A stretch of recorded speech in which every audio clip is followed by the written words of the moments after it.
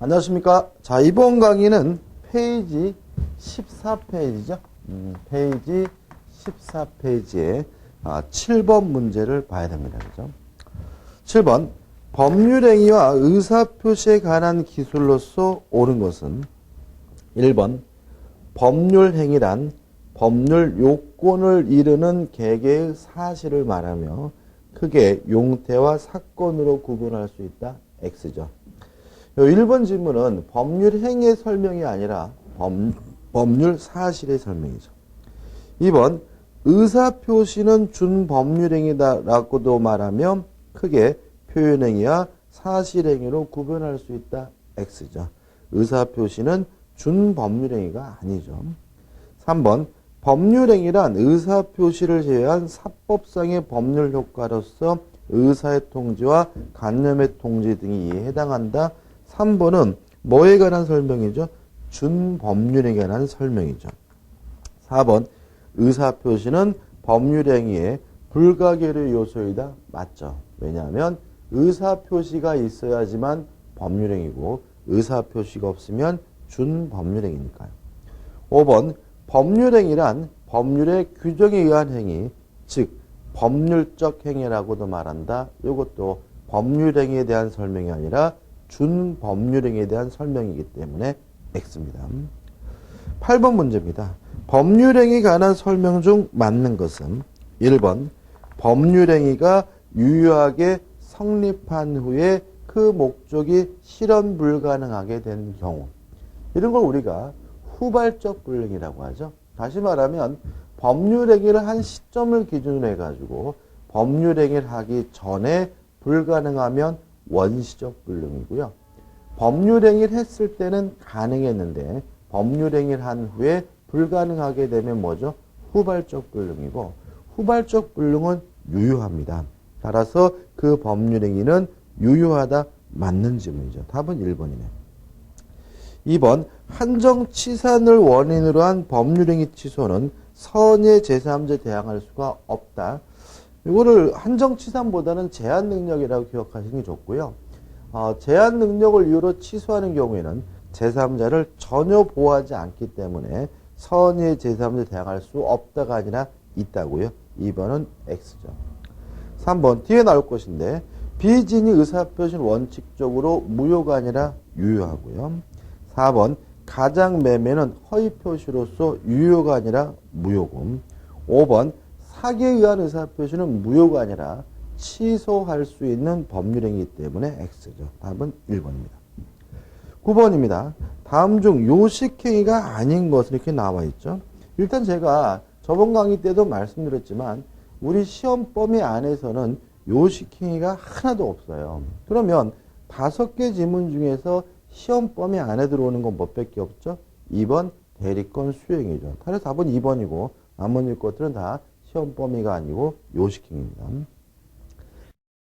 다음 중 단독행위에 관한 일반적인 설명으로 맞지 않는 것은 자 우리가 단독행위와 계약을 구별하는 기준은 승낙을 받을 필요 없이 일방적으로 하는 법률행위는 단독행위예요.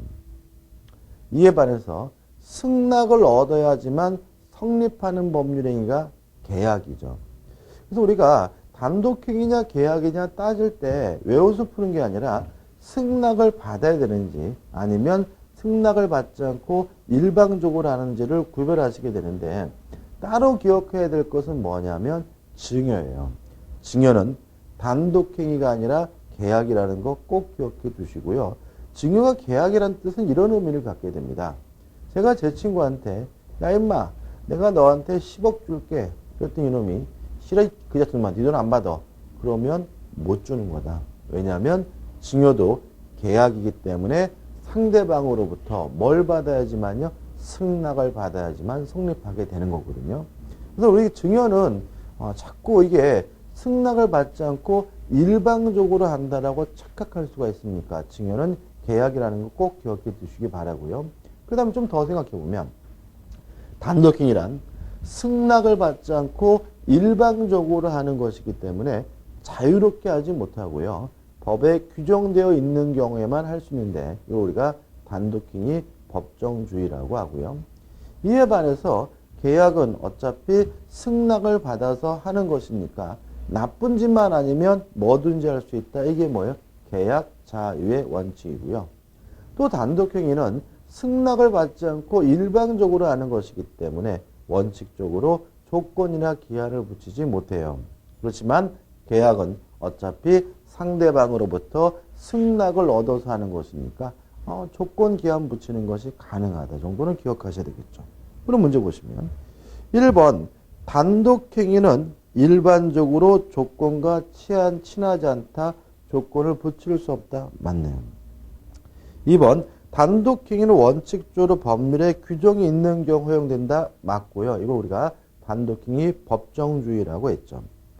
3번 수인의 당사자가 하나의 단독행위를 하는 경우도 물론 있겠죠. 4번 재단법인 설립행위는 상대방 없는 단독행위다. 맞는 질문이고 좀 기억해 두시고요. 5번 증여는 상대방이 있는 단독행위다. X. 증여는 계약입니다. 답은 5번이죠. 자, 넘겨보시면 이제 11번 문제가 나오죠. 법률행위의 목적에 관한 설명 중 틀린 것만으로 묶은 것은 기억, 법률행위의 목적은 법률행위 성립 시에 확정되어 있지 않으면 무효이다. X입니다.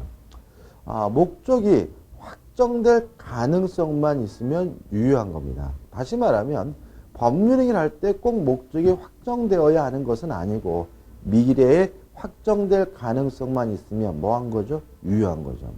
예를 들어 가지고요. 제가 아파트를 분양받았어요. 분양받을 때는 아파트 없죠. 그죠? 그리고 제가 산 아파트가 어디가 있나 하고 한번 가봤더니 거기는 뭐 허벌판이고 도대체 어디에 아파트가 있는지를 모르겠어요. 그래도 그 분양계약 법률행위는 무효가 아니라 뭐예요? 유효하죠. 왜냐하면 나중에 그 아파트가 건축이 되면 목적이 뭐 될 가능성이 있어요? 확정될 가능성이 있는 거니까요. 기억은 X네요. 니은번 원시적 불능인 법률행위는 무효이나 맞습니다. 계약 체결사인 과실 책임이 문제될 수 있다. 맞습니다. 일단 우리가 이거는 먼저 결론만 좀 기억해 두시고 계약 체결사인 과실 책임에 관한 구체적인 내용은 계약법에서 공부해야 됩니다. 디귿번 당사자의 기책 사유 없이 후발적 불능이 된 법률행위. 후발적 불능은요. 귀책 사유가 있든 없든 유효하기 때문에 무효이다. X가 되고요. 답은 그래서 2번이고. 리을번 일부 불능인 법률행위는 원칙적으로 법률행위 전부가 무효다. 맞습니다. 이것도 뒤에 나오지만 일부가 무효면 전부가 무효인 것이 원칙이기 때문에 그렇습니다. 12번 다음 중 무효가 아닌 것은 1번 매매 목적물이 계약 체결 다음날 멸실됐다는 말은 후발적 불능이고요. 후발적 불능은 물론 뭐예요? 유효하기 때문에 답은 먼저 1번이죠.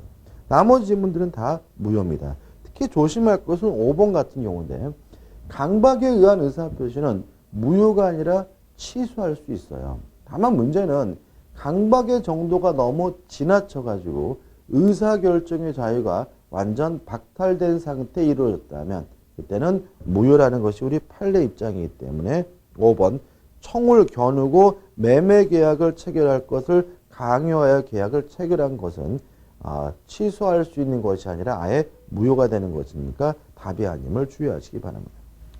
13번입니다.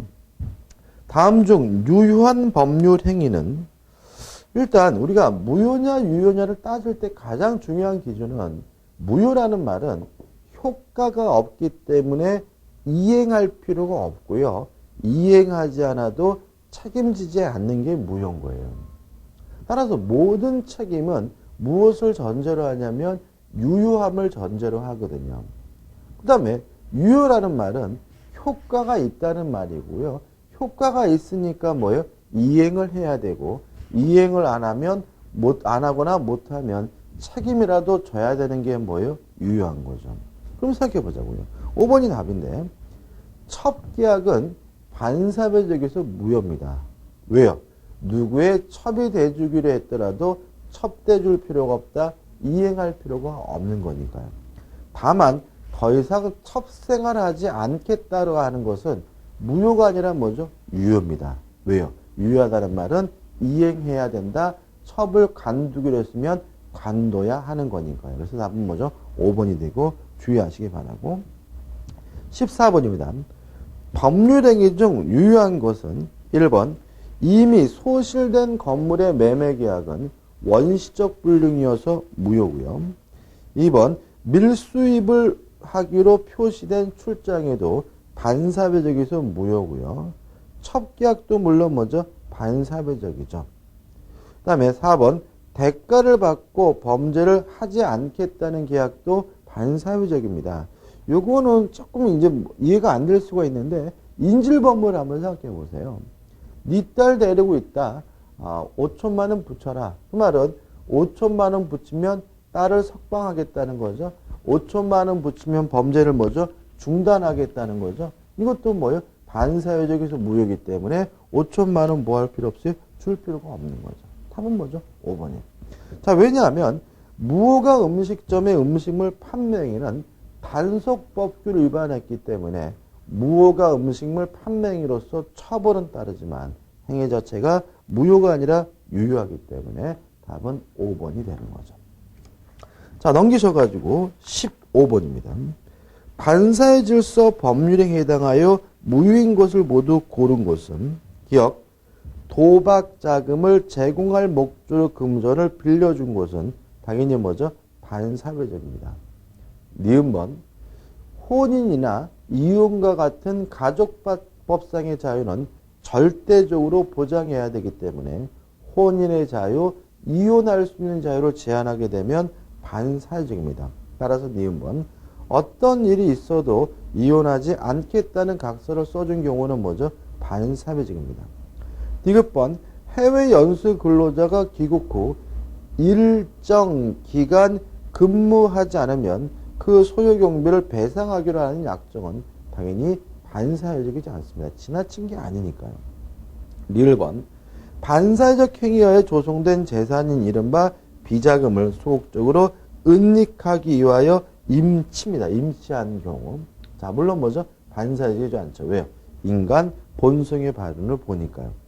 미음번 행정기관에 진정서를 제출하여 상대방을 궁지에 빠뜨린 다음 이를 취하는 조건으로 거액의 급부를 제공받기로 한 약정도 물론 반사회적이에요. 답은 뭐죠? 2번이네요. 16번 문제입니다. 작년도 시험 문제네요. 반사회 질서 법률행위로서 무효인 것을 모두 고른 것은 기억, 무허가 건물의 임대행위는 반사회적이지 않죠. 니은번 처음부터 보험사고를 가정하여 보험금을 취할 목적으로 체결한 보험계약 물론 뭐죠? 반사회적입니다. 디귿번 변호사가 민사소송의 승소 대가로서 성공보수를 받기로 한 약정 물론 뭐하지 않습니까? 반사회적이지 않죠. 뭐 성공보수 받을 수 있잖아요. 니을번 수사기관에서 참고인으로서 자신이 잘 알지 못하는 대한 허위 진술하고 대가를 제공받기로 한 약정 물론 뭐죠? 반사회적이죠. 따라서 반사회적에서 무효인 것을 모두 고른다면 니은하고 리을 해가지고 답이 몇 번이죠? 3번이 되고요. 작년도 시험 문제인데 너무 지나치게 쉽게 출제된 것 같습니다. 보통 이렇게 시험 문제가 반사회적 법률행위는 반드시 나오는 부분인데 이게 이런 경우에 있어요. 좀 작년 시험 문제가 좀 쉬웠으면 그 다음에는 좀 까다롭게 내는 경향이 있으니까 쉽다고 방심하지 마시고 좀 정확하게 좀 이해하시고 정리하실 필요가 있습니다. 답은 3번이죠. 17번입니다. 반사회 질서 법률에 관련한 판례 태도로서 다음 중 옳은 것은 1번 첩계약은 무효입니다. 따라서 누구의 첩이 돼주기로 했더라도 첩돼줄 필요가 없죠. 첩의 생존을 유지하기 위한 생활비는 줘야 되는 거죠. 따라서 유효하다 1번은 뭐죠? 맞는 지문이죠. 2번 간호사의 채용 시에 근무 기간 중 혼인하지 아니할 것을 약정했다면 혼인할 수 있는 자유를 제한하고 있기 때문에 반사회적에서 무효고요. 3번 부동산을 이중으로 매매한 것은 원칙적으로 무효이다. X죠. 이중 매매는 원칙적으로 유효하고요. 제2매수인이 아는 것을 넘어가지고 적극 가담해야 비로소 반사회적에서 무효가 되기 때문에 3번은 뭐죠? X가 되죠. 4번 자식이죠. 부모를 상대로 불법행위한 손해배상 청구를 하는 것은 허용되지 않는다. 맞습니다. 뭐 인륜에 반한다고 보는데요. 조심할 것은 뭐 이런 취지입니다. 아버지가 아들 뺨을 때렸더니 아들이 진단 삼고 나가지고 아버지 상대로 불법행위 원인은 손해배상 청구한다. 이건 안 돼요. 근데 채무 불이행으로 인한 손해배상 청구는 물론 가능하다는 거 주의하시기 바라고요. 5번 영업상의 자유를 무기한으로 영원히 제한하는 것도 지나친 것이기 때문에 반사회적이겠죠. 답은 뭐죠? 3번이 되네요. 18번 문제입니다. 법률행위 중에서 유효한 것은 1번 이미 소실된 건물의 매매계약은 원시적 불능이기 때문에 무효입니다. 2번 밀수입을 하기로 표시된 출자행위는 반사회적에서 무효고요. 3번 첩계약도 반사회적에서 무효고 4번 대가를 받고 범죄를 하지 않겠다는 서약, 계약, 인질범 생각하지라 했죠. 반사회적이죠. 5번 중간생략 등기는 유효합니다. 우리가 또 이것도 물권법 시간에 자세히 배울 텐데 두 가지 취지입니다. 일단 중간생략 등기는 부동산 등기 특별조치법에서 금지하고 있거든요.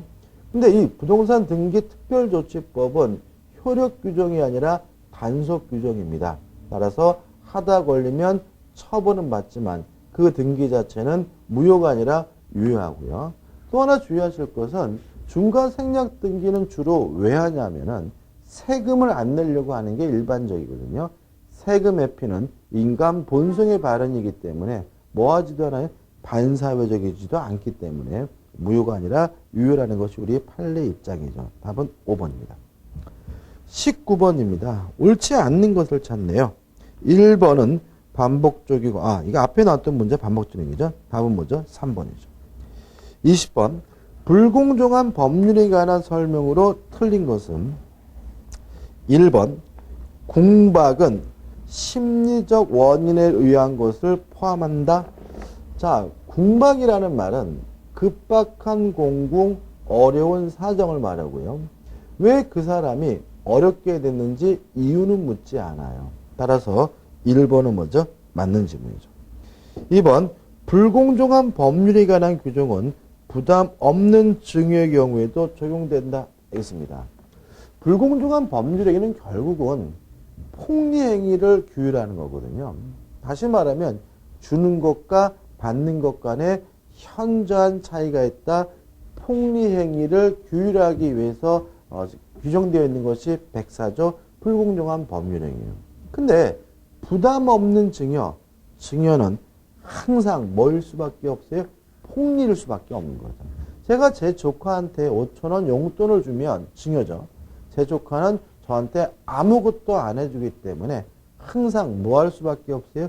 폭리일 수밖에 없고 항상 현재의 불균형할 수밖에 없는 거죠. 따라서 폭리다는 이유로 무효가 될 수는 없기 때문에 104조가 적용되지는 않습니다. 답은 뭐죠? 2번이죠. 그 다음 또 하나 기억할 것이 5번입니다. 경매 절차에서 매각 대금이 시가보다 현재 저렴하더라도 불공정한 법률의 이유로 그 무효를 주장할 수 없다고 보는 맞는 질문인데 주의하실 것은 104조는 법률 행위에 한해서만 적용됩니다. 다시 말하면 법원에서 하는 경매 절차에서는 적용되지 않는다는 것이 판례 입장이니까 꼭 기억해 두셔야 돼요. 그래서 104조가 적용되지 않는 게 두 가지죠. 부담 없는 증여, 다시 말하면 무상기부행위와 법원에서 하는 경매 절차에 대해서는 104조가 적용되지 않습니다. 그 다음에 또 하나 주의하실 것이 3번 불공정한 법률행위도 무효행위 전환의 범위가 적용될 수 있다. 뒤에서 또 하겠지만 불공정한 법률행위도 일종의 나쁜 짓이기 때문에 추이라는 것은 허용되지 않습니다. 다만 무효행위 전환은 될 수 있다는 거 꼭 기억해 두셔야 되고요. 4번 만약에 이러한 불공정한 법률행위를 대리인을 통해서 이루어졌다면 어려운 사정, 궁박은 본인을 기준으로 결정하고요. 경솔했다, 경험이 없다, 무경험은 대리인을 표준으로 결정해야 되기 때문에 4번도 맞는 질문이고 주의하셔야 되겠죠. 보시면 이게 재작년도 25회 기출 문제인데 중요한 문제니까 여기 나와 있는 질문들을 확실하게 이해하실 필요가 있죠. 21번입니다. 다음 중 불공정한 법률에 관한 설명으로 타당한 것은 1번 불공정한 법률행위로서 무효인 경우에도 추인에 의하여 무효인 법률행위가 유효로 될 수 있다. X. 불공정한 법률행위도 반사회적 법률행위와 마찬가지로 추인이 허용되지 않습니다. 2번 증여계약과 같이 아무런 대가 관계없이 당사자 일방이 상대방에게 일방적인 급부를 하는 법률행위는 불공정한 법률행위에 해당될 수 없다. 맞죠? 답은 뭐죠? 2번이 되고요. 3번 불공정한 법률행 요건으로서 궁박, 경솔, 무경험의 관계는 궁박 또는 경솔 또는 무경험이에요. 다시 말하면 셋 중에 하나만 있으면 되기 때문에 3번은 뭐가 되죠? X가 되고요. 4번 궁박이란 급박한 공공, 어려운 사정을 뭐라고요? 왜 어렵게 되는지 이유는 묻지 않아요. 따라서 경제적이든 정신적이든 심리적이든 어떤 이유든지 간에 어렵기만 하면 다 뭐가 돼요? 궁박이 되니까 4번도 뭐가 돼요? X가 되고요. 그 다음에 5번 중요한데 우리 민법은요.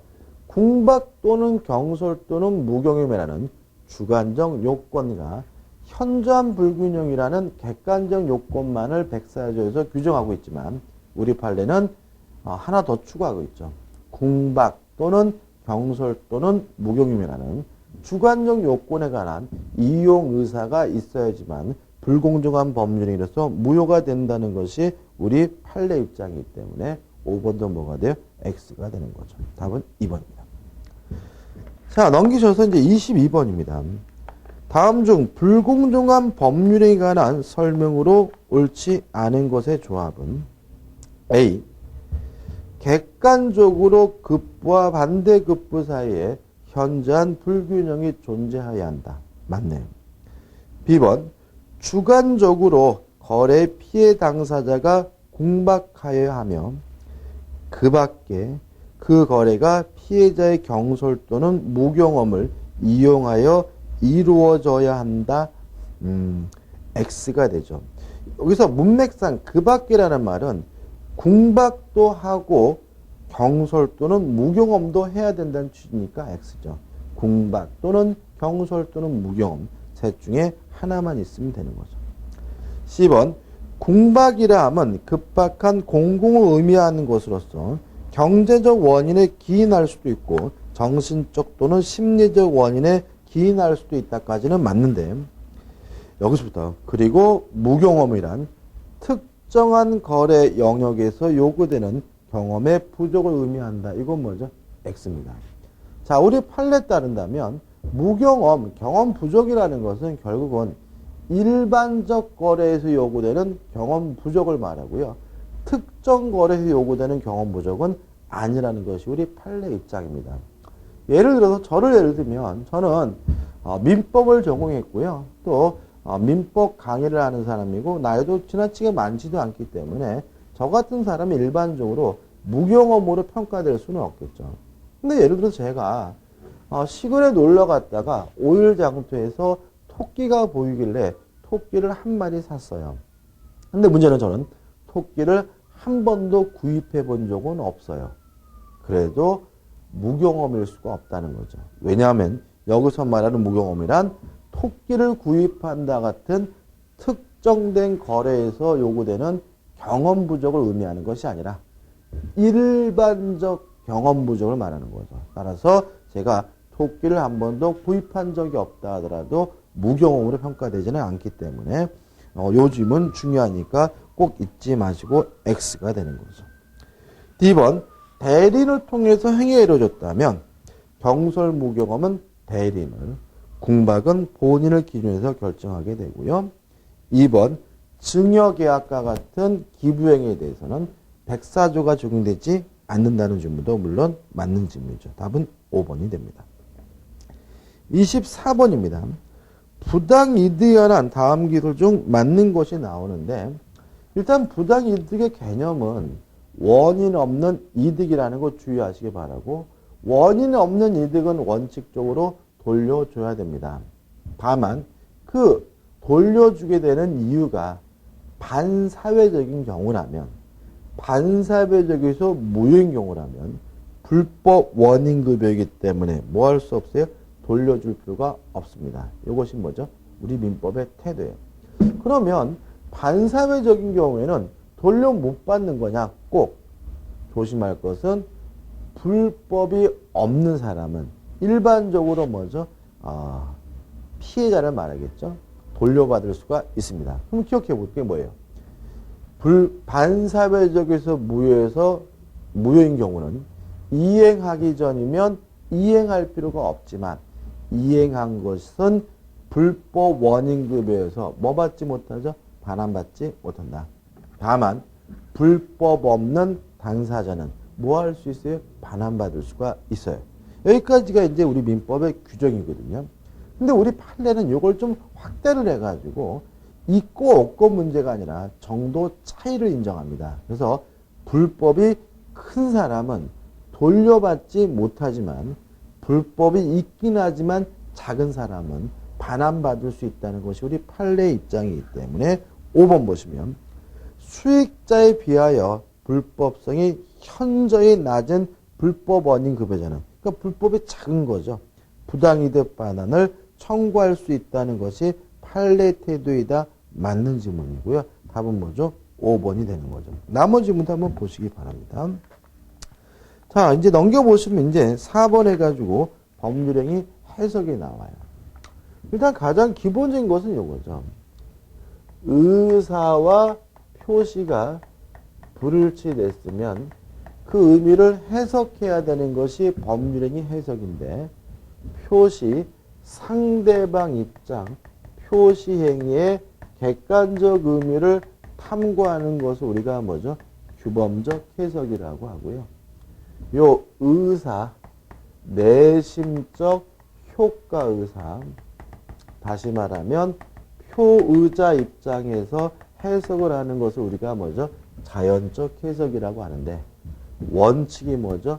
규범적 해석이죠. 내심적 효과 의사, 표의자 입장에 해석하는 자연적 해석은 예외인데 언제 자연적 해석을 합니까? 상대방이 없는 경우에는 자연적 해석을 하고요.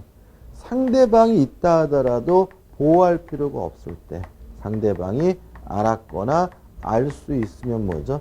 자연적 해석을 하게 됩니다. 제가 기본서 강의할 때 강조했죠. 속마음은 개집할 마음인데 말로는 집을 팔겠다고 한 경우에는 원칙에 따라서 표시된 대로 집을 팔겠다고 한 것이 되지만 상대방이 팔고자 하는 것이 집이 아니라 개집이라는 사실을 알았거나 알 수 있었다면 자연적 해석을 해야 되기 때문에 내심적 효과 의사에 따라서 개집을 팔겠다고 한 것이 된다. 이게 뭐죠? 가장 핵심적인 내용인 거죠. 자, 24번입니다. 법률행위 해석에 대한 다음 기술 중 틀린 것은 1번 법률행위는 의사표시로 구성되어 있으므로 법률행위 해석은 의사표시의 해석만으로 만의 해석으로 충분하다. 기본적으로 뭐죠? 틀린 질문 아니죠. 2번 법률행위 해석은 당사자의 내심적 효과 의사를 확정하는 것을 원칙으로 하고 다시 말하면 자연적 해석이 원칙이고 가상적 의사 즉 표시상의 효과 의사를 확정하는 것은 예외다. 규범적 해석이 예외다. 원칙과 예가 뒤바뀌어 있기 때문에 답은 뭐죠? 2번이 되는 거죠. 3번 법률행위 해석이 특히 문제되는 것은 의사와 표시가 일치하지 않아서 표의자 의사와 상대방의 의사가 일치하지 않는 경우를 말하고요. 4번 의사주의는 결국 뭘 말하는 거죠? 자연적 해석을 말하는 거니까 의사주의에 하면 법률행위 해석은 표의자의 진위 즉 내심의 효과 의사를 확정하는 것이다. 맞는 질문이고 5번 표시주의하면 무엇과 연결이 돼요? 규범적 해석과 연결되기 때문에 표시주의 이론에 의하면 법률행위 해석은 표시행위의 객관적 의미를 밝히는 것이다. 맞는 질문이죠. 답은 뭐죠? 2번이네요. 25번입니다. 다음 중 법률행위 해석과 관계가 없는 것은 이것도 기출문제입니다. 14회 때 기출문제 중 까다로운 문제인데 1번 무효행위 전환은 법률의 해석과 관련이 돼 있어요. 왜냐하면 A로서는 무효인데 B로서는 유효하다는 말은 법률행위 해석을 선행하거든요. 2번 법률행위 일부 무효도 법률의 해석과 관련이 있어요. 왜냐하면 일부가 무효면 전부가 무효인 것이 원칙이지만 만약 그 부분이 없더라도 법률행위를 하였을 것이라고 인정될 때는 일부만 무효가 되는 경우도 있다. 그럼 여기서 그 부분이 없더라도 법률행위를 하였을 것이라고 인정된다는 것은 결국 해석과 관련되는 거죠.